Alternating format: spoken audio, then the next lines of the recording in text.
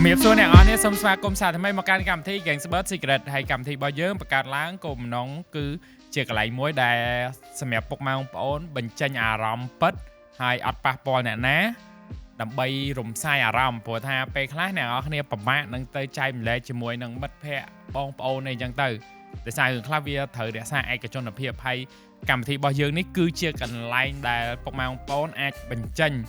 រឿងអាងអំាំងនៅក្នុងចិត្តរឿងដែលលាក់ក្នុងចិត្តយូរហើយអត់ដឹងទៅប្រាប់អ្នកណាអាចមកនិយាយនៅក្នុងកម្មវិធីរបស់យើងដើម្បីឲ្យរំសាយអារម្មណ៍រំសាយចិត្តហើយអត់ទៅប៉ះពាល់អ្នកណាហើយក៏រក្សាឯកជនភាពជូនពុកម៉ែបងប្អូនទៀតអរគុណដែលពុកម៉ែបងប្អូនទាំងអស់គ្នាផ្ញើសារមកកាន់Facebook Page របស់យើងដោយសារមានច្រើនមែនតើដែលពួកគាត់បានចែកម្លែករឿងរបស់គាត់មកក៏ដូចជាចង់ឡើងជាមួយនឹងកម្មវិធី Gangster Secret របស់យើងហើយនេះក៏ជារឿងមួយដែរដែលយើងបានលើកមកពីក្នុង page របស់យើងដើម្បីឡើងមកចែកម្លែកក៏ដូចជាអញ្ជើញគាត់ផ្ទាល់ដើម្បីមកចែកម្លែកជាមួយនឹងបទពិសោធន៍គាត់ផ្ទាល់តែម្ដងដោយសារគាត់លាក់យូរហើយអត់ដឹងទៅប្រាប់អ្នកណាដោយសារបាត់ដៃក៏សាច់ក្នុងដៃក៏សាច់បាទអញ្ចឹងកុំឲ្យខាត់ពេលយូរយើងនាំអារម្មណ៍អ្នកនរគ្នាជួបជាមួយនឹងបងប្រុសតែម្ដងជំរាបសួរបងជំរាបសួរបាទអូខេមានអារម្មណ៍មិនដែរបងរំថាហេមព្រីដែរឡើងកម្មវិធីអីពីមុនមកហើយបងអត់ទៅ work អីផងអត់ដែរបើសិនធ្វើការធ្វើការអូខេហើយថ្ងៃនេះមានរឿងអីសម្រាប់ចែកលេខដែរបងគឺគូសាបងគូសាប៉ុន្តែមិនមែនចេញទៅគូសាឲ្យលើបែបថាខ្ញុំជាពលករនៅកូរ៉េអញ្ចឹងណាបងពលករនៅកូរ៉េបញ្ហាជាមួយនឹងសាច់ញាតិបាទអូខេសាច់ញាតិបងផ្ទាល់តែម្ដងឬក៏ខាងឆ្ងាយខាងចិត្តអញ្ចឹងចិត្តដែរអូខេតែជើញចូលតាណាដើមតងរឿងមកបងបាទដើមតងមកគឺខ្ញុំជាពលករនៅកូរ៉េខំហ៊ុនធ្វើការនៅកូរ៉េអញ្ចឹងណាហើយគោលបំណងរបស់ខ្ញុំចង់ធ្វើការនៅកូរ៉េដើម្បីassembly ទីទួចពីដីធ្វើផ្ទះដើម្បីឲ្យគ្រួសារខ្ញុំឲ្យមានផ្ទះនេះសប្បាយសមរម្យមួយហើយនឹងទុកលុយទូខសៀទីទួចដើម្បីផ្គត់ផ្គង់កូនខ្ញុំឲ្យរៀនសារអអញ្ចឹងណាបាទអញ្ចឹងបងធ្វើការប្រហែលប៉ុន្មានឆ្នាំដែរបងធ្វើការនៅកូរ៉េបាទ2ឆ្នាំ2ឆ្នាំហើយត្រឡប់មកខ្មែរនៅខ្មែរវិញឬក៏នៅធ្វើឲ្យដាក់ពាក្យទៅវិញភាសាទៀតនេះខ្ញុំអត់តាមសម័យចិត្តទេដោយសារតែខ្ញុំពិភាក្សាមួយគ្រួសារសិនបាទបងមានគ្រួសារហើយមានពលមានកូនហើយចុះរឿងដែលបងអត់សប្បាយចិត្តដែលចង់ចែកម្លែកក្នុងថ្ងៃហ្នឹងគឺមិនដែរបងរឿងនេះវាជាខ្ញុំធ្វើការនៅកូរ៉េអញ្ចឹងខ្ញុំអត់ទៅដល់ខែមួយខែខ្ញុំកាន់តែផ្ញើលុយប្រពន្ធខ្ញុំចុះទេណាนั่นแหละដើម្បីបងទៅនាគារផង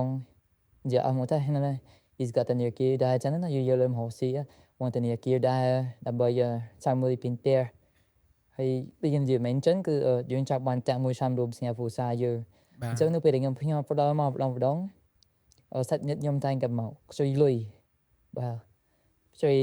ម្ដងជាពីរដងចឹងណាហើយអភិសាច់មួយចូលសាច់ញាតិមួយទៀតអភិសាច់ញាតិមួយទៀតចូលអ៊ំពូមីងអីគាត់ឈឺគាត់ស្កាត់អីចឹងណាបាទជាបន្តរហូតមក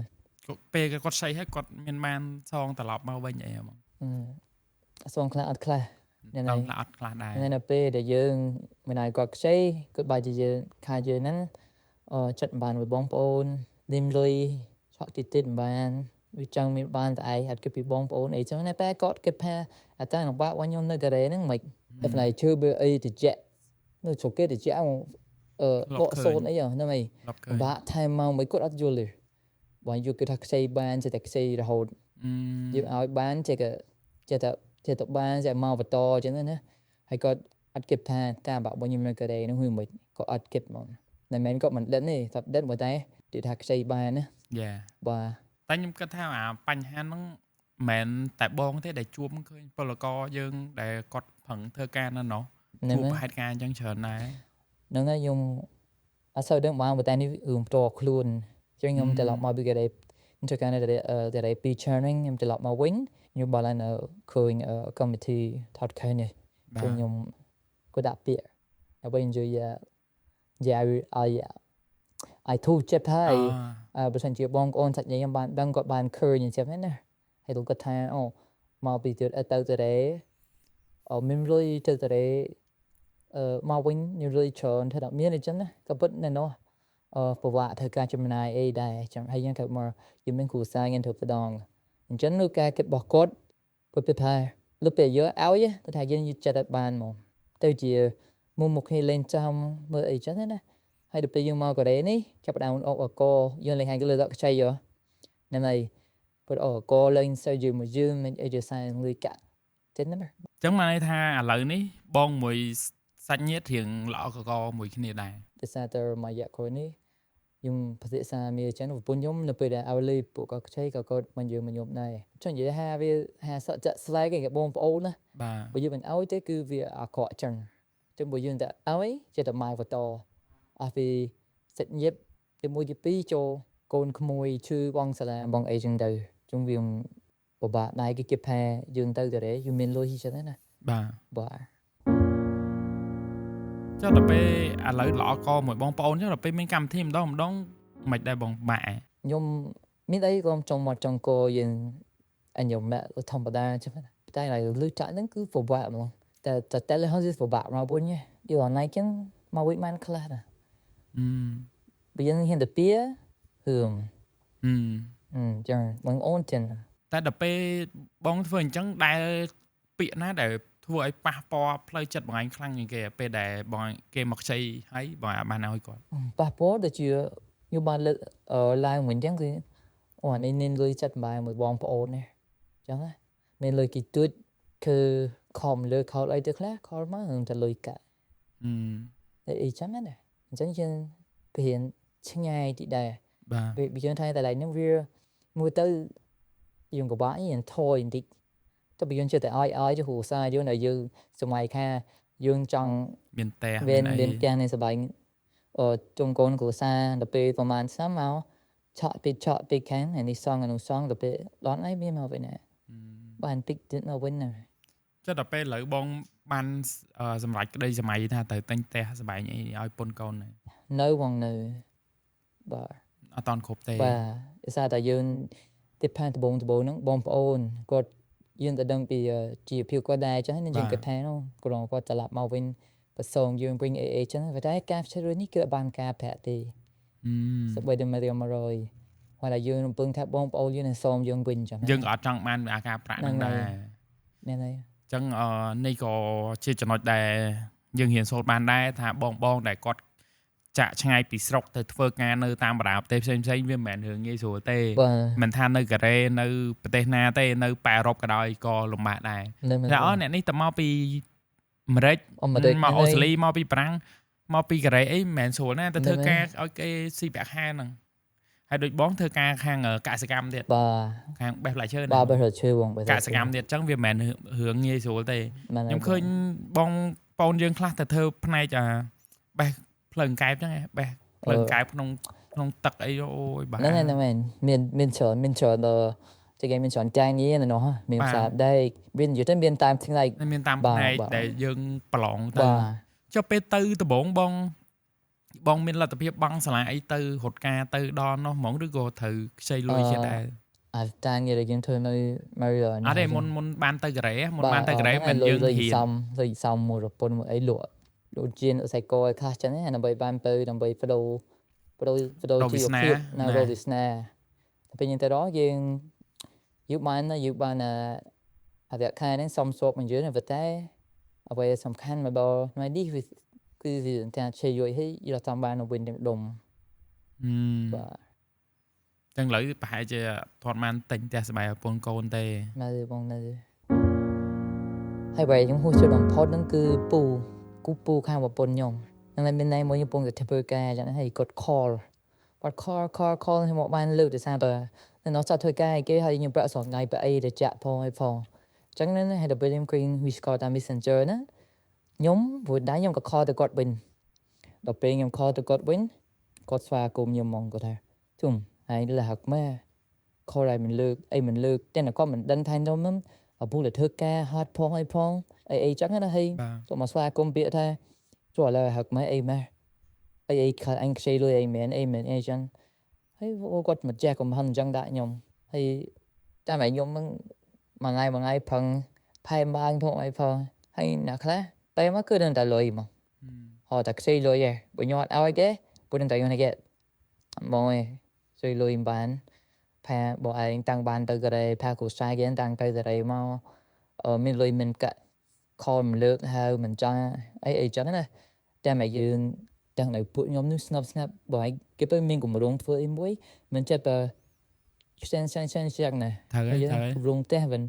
tại tam y pon thứ màn ba nào hướng bộ tôi nè bà. nó này hai đứa con thì nó ấy thì rồi trong bạn nhóm ấy vậy mà who's your perfect liar ចាំមិនខ្ញុំនិយាយណាថាសម្រាប់បងប្អូនយើងក៏ត្រូវយល់ពីបងប្អូនដែលធ្វើការនៅក្រៅប្រទេសដែរ បាទ មិននៅកូរ៉េនៅអាមេរិកនៅប្រាំងអីពួកគាត់ស្រួលទេអ្នកខ្លះគឺគាត់ធ្វើការឲ្យគេដូរយកលុយអត់ស្រួលទេអញ្ចឹងត្រូវយល់ដែរ នេះបង ហើយធម្មតាមនុស្សយើងមានគោលដៅខុសៗគ្នាណាបងដូចបងធ្វើការ2ឆ្នាំសង្ឃឹមថាមកវិញឲ្យពុនឲ្យកូនរស់នៅស្រួលដែរដល់ពេលមកវិញបងប្អូនខ្ចីចង់អស់អញ្ចឹងមិនកាត់ មើលហាសុជិបបងនេះពីខាងបបាអត់ឲ្យមានបញ្ហា you are nice ចឹងបបានឹងនិយាយ ចុះដល់ពេលអញ្ចឹងប្រពន្ធបងនេះហ៎មានដែលលឺមាត់លឺកទៅស្ដីឲ្យដល់ប្រពន្ធបងនៅ អត់ទេបងអត់ទេបងពួកខ្ញុំអត់ធ្វើមកទៅកោដែរណាបើធ្វើមកទៅកោមិនទេលួងអីជ័យទីបាមិនចឹងណាចាប់តែពេលគេធ្លាក់ក៏ប្រាប់ខ្ញុំដែរណាជួយឲ្យគាត់ចេះតែគាត់យកទៅទីយកទៅពីងជីអូពីងឋានៈបាញ់ស្មៃបាញ់អីហ្នឹងទៅយើងលឺចឹងឲ្យគាត់ទៅចឹងអីចឹងណា អើបើតិចតួចមិនសើអីខ្លះ តិចតួចnet ទៅបង តិចតួចតែញ៉ាក់ហ៎អូខេនេះក៏ជាមេរៀនមួយដែរដែលយើងអាចរៀនសូត្របានហើយចុះបងឯងគាត់ថាឡើងមកនិយាយហើយសង្ឃឹមថាគាត់ស្ដាប់ឮទៅនឹងយល់ពីថ្ងៃណា មិនសង្ឃឹមថាគាត់មើល podcast នេះហើយគាត់នឹងយល់ហើយគាត់នឹងជួយស្ដីពីទួយដើម្បីឲ្យដល់គោលដៅរបស់ខ្ញុំနဲ့ខ្ញុំបងមួយពុនខ្ញុំចង់បានតែសំរុំមួយគ្រួសារណានឹងឲ្យជួយសម្រួលឲ្យពួកខ្ញុំវិញទៅអញ្ចឹងហើយបាយមិនដឹងទេឥឡូវនេះណាខ្ញុំខ្លាចជាមនុស្សអាក្រក់នៅក្នុងខ្សែភ្នែកបងប្អូនខ្ញុំពេលត្រឡប់មកវិញខ្ញុំគិតថាខ្ញុំត្រឡប់មកវិញខ្ញុំជួងគ្រួសារខ្ញុំមានអ្នកទៅទទួលខ្ញុំពេលខ្ញុំទៅគាត់ជួយខ្ញុំឡើងទៅតែនៅពេលខ្ញុំមកគឺគាត់មានវត្តមានពួកគាត់ចាំទទួលខ្ញុំឯងអញ្ចឹងខ្ញុំនៅពេលម្លងដល់ពេលខ្ញុំមកទៅកន្លែងនេះខ្ញុំខ្លាចជួបមនុស្សអាក្រក់ធៀមនៅក្នុងខ្សែភ្នែកបងប្អូនខ្ញុំឯសារលុយកាក់ខ្ញុំខ្ញុំចង់ជួបជុំបងប្អូនខ្ញុំចង់ថតជុំគ្នាក៏លើបានឌីតមុនដែរពីស្នាប់ដូចស្រាប់ហើយយើងក៏មានកូនចិត្តមួយគាត់ក៏មានកូនចិត្តមួយលាខ្លួនដោយសារគាត់បានសងយើងវិញនៅគ្រប់នៅដែលគាត់បានសន្យាមួយយើងអញ្ចឹងណាអញ្ចឹងយកខាជុំមនុស្សមួយផ្សេងគ្នាចំមាត់ចំកនៅនេះអត់ដូចបីពុនខ្ញុំមកថ្ងៃដូចអត់មានញាតិទេបងដោយសាររឿងលុយកាក់ហ្នឹងណា តែពិតបើស្ដាប់មកមានអារម្មណ៍ថាអាណិតប្រពន្ធបងដោយសារបងទៅណោផតបាត់អត់ស្អីដល់ពេលអ្នកសម្ពាធធំជាងគេប្រពន្ធបងគាត់នៅនេះត្រូវនៅចេញចូលជួបបងប្អូនអីញ៉ាក់អីគេអត់មើលលើមើលក្រោមប្រហែលគាត់ប្រហែលគឺថាត្រឡប់មកវិញយ៉ាងជុំឧស្សាហ៍សបាយវិមុនអញ្ចឹងណាបាទយល់ថាដឹងថាបញ្ហាលុយកាក់ហ្នឹងវាទៅជាដល់ចំណុចមួយដែលយើងបាត់អាចនិយាយគ្នាបានច្រើនមុនចុះបងឯងមានដែរសារវិធីសាស្ត្រទៅនិយាយប្រាប់គាត់ថងថាអូខេខ្ញុំនៅនោះបាក់ណាខ្ញុំមានគោលដៅរបស់ខ្ញុំត្រូវសំចៃសំលុយអញ្ចឹងបែរមានដែរបាននិយាយពួកគាត់បាទដោយសារបាននិយាយថងហ្នឹងបងសារនិយាយថងដូចថ្ងៃចឹងគឺយូនលឺមួយមកហៀលចាំមិនសារនិយាយថងហ្នឹងបាននិយាយដែរបាននិយាយអញ្ចឹងបានហត់តែឆ្ងាយមែនតើបាទយូននេះកូនចិត្តរៀងខ្លួនក៏ល្អខ្លួនក៏សងយើងហត់ของពេលចឹងណាអាយុនេះគាត់ក៏ខាតយើងពីលើគាត់ប្រចាប់ដើមតិចយើងអីក៏ឆ្ងាយអាភាពស្និទ្ធស្នាលបងប្អូនហ្នឹងទៅបាទហើយបើយើងបានស្ដាប់មកឯងនិយាយច្រើនដែរហើយកម្មវិធីយើងក៏ចិត្តឈាមដល់ទីបញ្ចប់ហើយបងឯងមានអីផ្ដាំទៅកាន់ពួកគាត់ដែរបើចង់ក្រោយខ្ញុំសូមផ្ដាំដល់ប្រកួតអានេះសំណុំពរមកមិនផ្ដាំទេសំណុំពរមកនេះសំណុំពរដល់បងប្អូនខ្ញុំហើយឲ្យបងប្អូនខ្ញុំយល់ពីខ្ញុំថាខ្ញុំទៅរេពិបាកមិនមែនទៅរេដឹងថាតែរេមកវិញមានបានធ្វើអ្នកមានស្រុកខ្មែរអត់ទេគាត់ថាចង់ឲ្យយល់ពីការលំបាករបស់ខ្ញុំនៅនោះហើយ វិគិតខ្ញុំក៏មាន plan ជាមួយនឹងគ្រួសារខ្ញុំដែលខ្ញុំត្រូវទៅមុខជាមួយគ្នាត្រូវធ្វើអីត្រូវមានតែសំរុំត្រូវចំកូនខ្ញុំឲ្យរៀនស្ដាយល្អអញ្ចឹងសូមជិតបងប្អូនទាំងអស់ឲ្យយល់ពីខ្ញុំនិងប្រពន្ធខ្ញុំឲ្យបានច្រើនជាងហ្នឹងហើយលើកតាក់ដែលជាពាក់ហ្នឹងបើថាសងបានគឺសងមកបើថាត្រូវតែឆេគិតគឺខ្ញុំអត់មានទេអញ្ចឹងសូមយល់ពីខ្ញុំជាមួយនឹងប្រពន្ធខ្ញុំបាទអូខេហើយក៏អរគុណបងដូចគ្នាដែលមានភាពក្លាហានឡើងមកចែកម្លែកហើយសង្ឃឹមថាបងបាននិយាយក្នុងចិត្តឲ្យបងនឹងបានធូរស្រាលបងណាហើយក៏ជូនពរបងបានសម្រាប់ក្តីសម័យក្នុងពេលឆាប់បាទអូខេអ្នកទាំងអស់គ្នាដែលកំពុងតាមដានទស្សនាកម្មវិធី Gang Super Secret របស់យើងស្ដាប់ហើយក៏អាចបញ្ចេញមតិយោបល់ខាងក្រោមហើយបើសិនជាពុកម៉ែបងប្អូនចង់ចូលរួមជាមួយនឹងកម្មវិធីរបស់យើងដែរផ្ញើសារមកកាន់ប្រអប់សារមកផ្ញើសាច់រឿងខ្លះសង្ខេបក៏បានដែរយើងនឹងពិនិត្យមើលបើសាច់រឿងណាដែលយើងគិតថាអាចឡើងមកចែកម្លែកបាននៅក្នុងកម្មវិធីយើងនឹងអញ្ជើញពុកម៉ែបងប្អូនឡើងមកចែកម្លែកក្នុងកម្មវិធីតែម្ដងហើយកុំបារម្ភគឺកម្មវិធីយើងរក្សាឯកជនភាពជូនពុកម៉ែបងប្អូនបាន 100% កុំបារម្ភព្រោះថាពេលខ្លះពុកម៉ែបងប្អូនអត់មានកន្លែងក៏អត់មានមនុស្សទុកចិត្តជុំវិញខ្លួនដែលអាចចែកម្លែករឿងក្នុងចិត្តបានអាចចែកម្លែកជាមួយនឹងកម្មវិធីរបស់យើងបានដូចគ្នាប្រអប់សាររបស់យើងគឺច្រើនមែនតើអញ្ចឹងអ្នកខ្លះក៏យើងបានអញ្ជើញឡើងអ្នកខ្លះក៏អត់បានអញ្ចឹងក៏សង្ឃឹមថាពុកម៉ែបងប្អូន